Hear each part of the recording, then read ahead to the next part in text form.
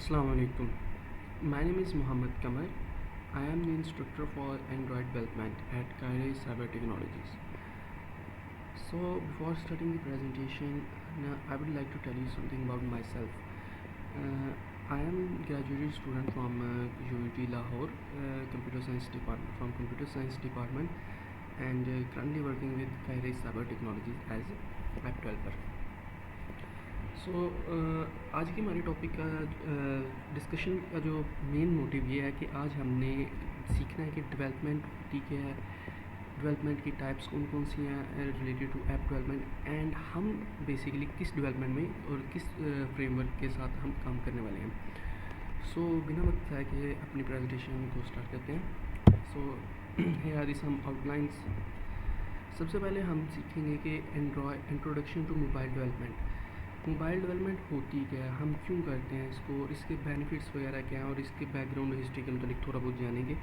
इसके अलावा Android development ecosystem के मतलब जानेंगे और उसके अलावा इसमें मल्टीपल जो फ्रेमवर्क्स होते हैं हम उनके मतलब बात करेंगे और स्पेसिफिकली हम रिएक्ट नेटिव पे बात करेंगे क्योंकि हम अपने ओवरऑल कोर्स में रिएक्ट नेटिव को लेके चलने वाले हैं। और क्योंकि इसमें बेनिफिट ये है कि हम इस तरह से करेंगे ना कि हम जो है ना अपना एक डेवलपमेंट की लैंग्वेज को पकड़ेंगे और उसको कम्प्लीटली सीखेंगे, ठीक है, ताकि हम उसमें एक समझने के मास्टर लेवल तक जा सकें। क्योंकि यूनिवर्सिटीज़ लेवल में जो होते हैं वहाँ पे हमें ज़्यादातर बेसिक कॉन्सेप्ट्स वगैरह के मतलब और बेसिक लैंग्वेजेस के मतलब हमें पता होता है, बट एज सच हमें कंप्लीट जो सीखना पड़ता है ना वो खुद से यहाँ पे बाहर किसी इंस्टीट्यूट या मार्केट वगैरह से हमें सीखना पड़ता है कि हम उसमें कंप्लीट मास्टर हो पाएँ। तो हमारा जो कोर्स है ना इसका मकसद ये है कि आपको मास्टर बनाना इसमें। उसके लिए हमने रिएक्ट नेटिव चूज़ किया और इसके लिए बैकएंड पे हम Node.js भी यूज़ कर सकते हैं और फायरबेस भी यूज़ कर सकते हैं। तो ये with the passage of time हम दोनों करके देखेंगे, बट फर्स्टली हम रिएक्ट नेटिव के मतलब पढ़ेंगे और इसका फिर बाकी फ्रेमवर्क के साथ कंपैरिजन पढ़ेंगे, फिर रिएक्ट नेटिव पे स्टार्ट कैसे होगा और फिर आगे फर्दर ऑन हम मूव करते जाएंगे अपने सिलेबस में। So let's start it. Introduction to mobile app development. So mobile app development basically जो है ये एप्लीकेशन बेस्ड डेवलपमेंट होती है कि यहाँ पे एप्लीकेशन आपको डेवलप करनी होती है। ये सबका नाम से ज़ाहिर है कि मोबाइल ऐप डेवलपमेंट। इसके हम टाइप्स के मतलब अगर बात करें तो बेसिकली ये यहाँ पे 3 तरह से हमें मिलती हैं इसमें ऐप बनाने को: native apps, web apps and hybrid app. Native app basically वो जो iOS और एंड्रॉयड दोनों के लिए अलग अलग होती हैं। iOS for iPhone and Android for Android user, हमें पता है, हम यूज़ करते रहते हैं, तो हमारा बेसिक मोटिव जो होगा वो एंड्रॉयड डेवलपमेंट। इसके अलावा वेब ऐप्स होती हैं जिनको हम वेबसाइट्स वगैरह भी कह सकते हैं, और दूसरा जो पीसी के लिए भी हम जो ऐप बनाते हैं उनको। इसके अलावा हाइब्रिड ऐप, कुछ ऐसी ऐप होती हैं जो आप वेबसाइट में भी कंप्यूटर में भी यूज़ कर सकते हैं और मोबाइल में भी। तो ऐसी ऐप्स को आप हाइब्रिड ऐप्स कहते हैं। हमारा जो इस कोर्स के लिए मेन मोटिव ये है कि हम एंड्रॉयड और iOS मीन्स के नेटिव ऐप में हम काम करेंगे, ठीक है। और इनमें कोई ज़्यादा ऐसा डिफरेंट नहीं होता, लेकिन डिफरेंट होता है। सम things that are work in Android will not work in iOS, and some that work in iOS will not work in Android. So we will deeply go into those things that will work for specific Android and iOS. But कुछ चीज़ें जो होती हैं जो इनके लिए दोनों के लिए कॉमन यूज़ होती हैं तो वो हम करेंगे। दोनों ऐप में ना पीछे जो मोटिव जो होता है यानी पीछे जो कॉन्सेप्ट रहता है कि वो सेम ही रहता है कि आपने ये डेवलप करना है, इसके लिए फलां चीज़। मिसाल के तौर पे स्टेट मैनेजमेंट के लिए आप रिडक्स यूज़ कर सकते हैं, आप इसके रिएक्ट नेटिव के अपने कुछ जो स्टेट मैनेज करने के लिए आते हैं, यूज़ स्टेट हो जाता है, यूज़ इफेक्ट हो जाता है, इस तरह के और चीज़ें भी आती हैं like use contacts, use reducer something, जो रिएक्ट नेटिव के बिल्डिंग होते हैं हम उनको भी यूज़ कर सकते हैं, ठीक है। वो तो सेम रहेंगे, iOS है या एंड्रॉयड है स्टेट मैनेजमेंट के लिए। आगे जाके चीज़ें चेंज होती हैं, मिसाल के तौर पर नोटिफिकेशन को शो करना है तो iOS में डिफरेंट तरीका है, एंड्रॉयड में डिफरेंट तरीका है, और भी चीज़ें हैं कि जो एंड्रॉयड और iOS में डिफरेंट है। तो जब हम फर्दर इस कोर्स में आगे मूव करेंगे तो हम दोनों में देखेंगे कि दोनों में डिफरेंट चीज़ें कौन कौन सी हैं और दोनों में सेम चीज़ें कौन कौन सी हैं, ठीक है। तो अभी के लिए बस इतना समझ लें कि ऐप्स 3 तरह से होती हैं, और मोबाइल ऐप में हम किस में काम करने वाले हैं। तो हम काम करने वाले हैं नेटिव ऐप्स में, और नेटिव ऐप में भी अगर स्पेसिफिकली बात करें तो हम एंड्रॉयड में काम करेंगे, और एंड्रॉयड के साथ हम iOS में भी इसके साथ साथ देखेंगे कि क्या फ़र्क है। ठीक है, सो मूविंग ऑन, ये आगे कि मोबाइल ऐप डेवलपमेंट में एंड्रॉयड डेवलप्ड बाय गूगल, ठीक है, और iOS आपको पता है सब कोई एप्पल बनाता है, आईफोन वगैरह। और ये एप्पल क्यों जाना जाता है, इसकी एक तो सिक्योरिटी काफ़ी हाई क्वालिटी की होती है, और इसके फीचर्स काफ़ी कूल वगैरह होते हैं। तो इसलिए ये मतलब बेसिक इसका मोटिव जो होता है ना, ये सिक्योरिटी पे फोकस करता है अपने यूज़र की सिक्योरिटी को में कुछ कोई कमी कोई कसर वगैरह नहीं छोड़ता। जबकि एंड्रॉयड में आपको पता है थोड़ी सी वल्नरेबिलिटीज़ होती हैं, हैक वगैरह हो जाता है, फिर भी एंड्रॉयड के मुकाबले में iOS की सिक्योरिटी बहुत हाई होती है। लेकिन एंड्रॉयड के अपने फ़ायदे हैं, ये इजी होता है, कॉस्ट फ्रेंडली होता है, यूज़र फ्रेंडली होता है। तो काफ़ी मतलब एंड्रॉयड के अपने फ़ायदे हैं, iOS के अपने फ़ायदे हैं, तो हम दोनों को लेके चलेंगे। ठीक है, so here is the our main motive. तो अभी तक हमने बात की कि एंड्रॉयड डेवलपमेंट क्या होती है, ऐप्स कौन कौन सी डेवलप कर सकते हैं, हम क्या डेवलप करेंगे, तो इसके मतलब हमने सारा मतलब थोड़ा बहुत ना जान लिया। तो अब आगे फ्रेमवर्क्स की बात करते हैं। तो इसके लिए ना अगर मैं इनकी लैंग्वेजेस के मतलब बात करूँ ना, तो react Native is a framework. तो पहले हम फ्रेमवर्क से पहले हमें लैंग्वेजेस समझनी पड़नी है कि ऐप डेवलपमेंट के लिए लैंग्वेजेस कौन कौन सी यूज़ होती है। सबसे पहले तो एक है जावा। जावा जो कि समझ लेंगे ट्रेडिशनल पुरानी लैंग्वेज है, जो कि काफ़ी अरसे से ऐप डेवलपमेंट के लिए यूज़ होती है। उसके बाद आई है कोटलिन, जो कि 2017 में गूगल ने लॉन्च की थी, जो कि बहुत ही यूज़र फ्रेंडली है और इजीली ऐप को डेवलप करने में हेल्प करती है। तो इसके अलावा XML है, और भी मल्टीपल लैंग्वेजेस हैं, लेकिन ये दो जो है ना बेसिक और जो है ना वाइडली स्प्रेड यूज लैंग्वेज है इन ओवरऑल वर्ल्ड। तो इनको यूज़ करके हम अपनी ऐप डेवलप करेंगे। तो इसके अलावा फ्रेमवर्क पे बात करें तो अगर ये तो लैंग्वेज होती है, और किन फ्रेमवर्क को यूज़ करके अब हम करेंगे, तो दो जो है ना बहुत ही ज़्यादा पॉपुलर और जिनकी आजकल मार्केट में ना काफ़ी डिमांड है ना, वो फ्रेमवर्क के मतलब मैं आपको बताना चाहूँगा कि एक है react native and second one is Flutter. React native जो है ये डेवलप बाय फेसबुक है। इसको फेसबुक ने लॉन्च किया था रिएक्ट और रिएक्ट नेटिव को। ये मोबाइल डेवलपमेंट में काफ़ी ईजी है ये काम करना। और हमारा जो बेसिक मकसद है ना रिएक्ट नेटिव को, ये अगर आप में से कुछ लोग होंगे जिन्होंने ऐप डेवलपमेंट सीखी होगी, जिन्होंने HTML CSS और जावास्क्रिप्ट में काम किया होगा, तो ये उसी को यूज़ करके JSX एलिमेंट इसमें हम होते हैं, जिसमें हम HTML को रिएक्ट नेटिव जावास्क्रिप्ट को रिएक्ट नेटिव में यूज़ करते हैं। ठीक है, HTML को रिएक्ट नेटिव में यूज़ करते हैं, JSX एलिमेंट करते हैं, तो उसको यूज़ करके हम इस ऐप को डेवलप कर सकते हैं। तो जिनको भी बेसिक नॉलेज है कि how HTML CSS JavaScript works, they can easily work with React native. Just थोड़ा सा उनको इसको यूज़ करना है, 2-3 ऐप हम डेवलप करेंगे तो आप इसमें काफ़ी आगे तक ग्रो कर पाएंगे। ठीक है, and the second one is Flutter. Flutter भी सेम इसी तरह वो भी ऐप डेवलपमेंट के लिए यूज़ होती है। इतना कोई ऐसा इसमें भी कोई फ़र्क नहीं है। तो उसमें ये है कि वहाँ पे सिंटैक्स का थोड़ा बहुत इशू होगा, डिफरेंस होगा, और बाकी जो बेसिक है ना पीछे फंक्शनलिटीज़ वगैरह वो ऑलमोस्ट सेम है। तो रिएक्ट नेटिव जो है ये एंड्रॉयड और iOS दोनों के लिए यूज़ होता है। ये लार्ज कम्युनिटी के लिए इस्तेमाल होता है। इसमें बिल्डिंग लाइब्रेरीज़ काफ़ी ज़्यादा आती हैं, जिनसे हम इसके परफॉर्मेंस जो है वो काफ़ी ईजी रहती है। इसमें कोड रीयूजेबिलिटी काफ़ी ज़्यादा हमें करने को मिल जाती है, और ये इजी टू इम्प्लीमेंट है। और सबसे इम्पोर्टेंट बात जो है रिएक्ट नेटिव को यूज़ करने के पीछे मेरी जो पर्सनल है कि ये है कि ये ऑलमोस्ट सेम लाइक रिएक्ट है।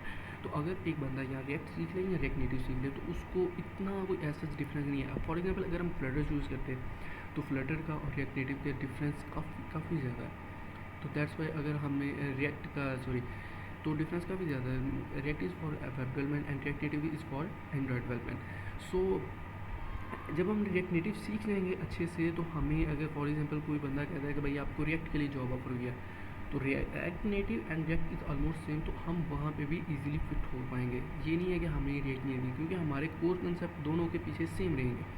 ठीक है, इतना कोई ऐसा डिफरेंस नहीं होगा दोनों में। दोनों JS यूज़ करती हैं, HTML होता है इनमें, क्यूरीज लिखने के लिए दोनों में जावास्क्रिप्ट यूज़ होती है। तो ऑलमोस्ट सारा, और ये भी रिएक्ट की ही लाइब्रेरीज़ को ऑलमोस्ट यूज़ करती हैं। अगर हमें रिएक्ट नेटिव की बिल्ट इन लाइब्रेरीज के अलावा जो भी कोई फॉर एग्जांपल रिडक्स ले लें, रिडक्स जो है वो रिएक्ट की लाइब्रेरी है जो कि ऐप को जो कि स्टेट्स को मैनेज करने के लिए यूज़ होती है फ्रंट एंड पे, तो वो रिएक्ट में भी सेम है। रिएक्ट,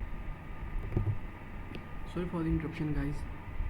तो दोबारा से स्टार्ट करते हैं कि हमने रिएक्ट नेटिव पे बात कर रहे थे। रिएक्ट नेटिव और रिएक्ट में सिमिलरिटीज़ क्या हैं और हमने रिएक्ट नेटिव को चूज़ करने की रीज़न क्या है कि हम रिएक्ट नेटिव में काम कर रहे हैं। तो इसके में पीछे मैंने आपको बताया था पहले भी कि रिएक्ट और रिएक्ट नेटिव ऑलमोस्ट सेम है, दोनों डेवलप बाई फेसबुक ने इनको डेवलप किया था और ऑलमोस्ट इनकी जो है ना सिमिलरिटीज़ काफ़ी चीज़ें काफ़ी सेम है। दोनों जावास्क्रिप्ट को यूज़ करती हैं और HTML को यूज़ करके ना डेवलप करते हैं और वो ऐप डेवलपमेंट के लिए होती है, वेब डेवलपमेंट के लिए। तो अगर आपको रिएक्ट नेटिव अच्छे से आती है तो ऑब्वियसली आप रिएक्ट में भी काम कर सकते हैं इजीली। आपको कोई रिएक्ट की जॉब ऑफर होती है तो आप उसमें भी काम कर पाएंगे। तो that's the main motive you are choosing React Native instead of other frameworks, ठीक है। तो इसमें इंशाल्लाह हम आगे काम करेंगे तो हमें मज़ीद इन चीज़ों के मुतालिक पता चलेगा। और हाँ, मैं बात कर रहा था कि इनमें सेम चीज़ों को मैंने रिडक्स के बारे में आपको थोड़ा सा बताया गया। रिडक्स एप्स स्टेट मैनेजमेंट के लिए यूज़ होती है, ग्लोबली स्टेट मैनेजमेंट के लिए यूज़ होती है। इसके अलावा तो यूज स्टेट भी है जो कि रिएक्ट नेटिव की अपनी बिल्डिंग लाइब्रेरी है, तो जो कि उसके लिए यूज़ होती है इंटरनली लोकली जो होता है ना एक कंपोनेंट के अंदर। मिसाल के तौर पर आपने एक कंपोनेंट से दूसरे कंपोनेंट में डाटा भेजना तो उसके लिए रिडक्स यूज़ कर लें इजीली, ठीक है, क्योंकि वो ग्लोबली 1 से 10 में भी भेजना तो वो इजीली चला जाएगा, ठीक है। अगर आपको लोकली उसके अंदर ही फॉर एग्जांपल कि आपको बटन क्लिक पे क्या करना है कि क्या करना चाहिए, मिसाल के तौर पर आप चाह रहे हैं कि आपने एक बटन लगाया उस पर आपको एक दफ़ा उसका बैकग्राउंड डार्क हो जाए, दूसरी दफ़ा क्लिक करें वाइट हो जाए, तीसरी दफ़ा क्लिक करें तो डार्क हो जाए, तो आप कॉन्टीन्यूसली उसके बटन क्लिक पे स्टेट को चेंज कर रहे हैं बट एक ही स्क्रीन पे कर रहे हैं, उसके लिए आप न्यू स्टेट इस्तेमाल कर सकते हैं तो लोकली डाटा के। तो इस तरह की कुछ चीज़ें हैं कि कुछ जो है ये रिएक्ट नेटिव में भी सेम है और रिएक्ट में भी सेम है। तो आपको एक दफ़ा एक जगह कंसेप्ट सीख लेंगे how to use it Redux, तो दैन आपको ऑफ़र होगी रिएक्ट की भी तो आपको उसमें भी आता होगा। सेम इसी तरह काफ़ी और कंपोनेंट हैं और लाइब्रेरीज़ हैं और भी चीज़ें हैं जो दोनों में सेम है। तो जब आप सीख लेंगे तो आपको दोनों में कोई इतनी खास ऐसा प्रॉब्लम नहीं आएगी, तो आप दोनों को कर पाएंगे, टैकल कर पाएंगे इजीली, ठीक है। So the key feature of react Native ये आ गया, रीयूजेबिलिटी फीचर। इसमें तो ये तो बहुत ईजी है ना कि आपने एक कंपोनेंट बना लिया और उसको रीयूजेबल करते रहो, ठीक है। Hot reloading, allow developer to see changing immediately without rebuilding app. इसमें यह है कि भाई आपको बार बार मिसाल के तौर पे आपने कुछ चेंजेस किए हैं तो आपको दोबारा से बिल्ड करने के लिए ऐप में टाइम लगता है। तो ऐप बिल्ड होने में ऑलमोस्ट 2-3 मिनट लेते हैं, ठीक है, जो कि बहुत ज़्यादा टाइम होता है। तो आपने सिंपल हॉट रीलोड करना है विच टुक ऑलमोस्ट 10 to 15 सेकेंड और ईज़िली ये आपको जो चीज़ें हैं वो प्रोवाइड कर देगा। तो quite easy working with React native, rich ecosystem, extensive libraries and tools for various functionalities, ठीक है। इसमें जैसे कि मैंने पीछे बात की यूज स्टेट इसकी अपनी है, यूज़ कॉन्टेक्स्ट है, यूज इफेक्ट और एनिमेटेबल इसकी अपनी एक लाइब्रेरी है जो कि एनिमेशन के लिए आपको कोई अलग से नहीं यूज़ करनी पड़ेगी। तो इसमें काफ़ी ज़्यादा जो है ना बिल्डिंग लाइब्रेरीज आती हैं जो कि आपको इसी की लाइब्रेरीज को यूज़ करके काफ़ी ईजीली और काफ़ी फास्टली ऐप को डेवलप कर सकते हैं, ठीक है।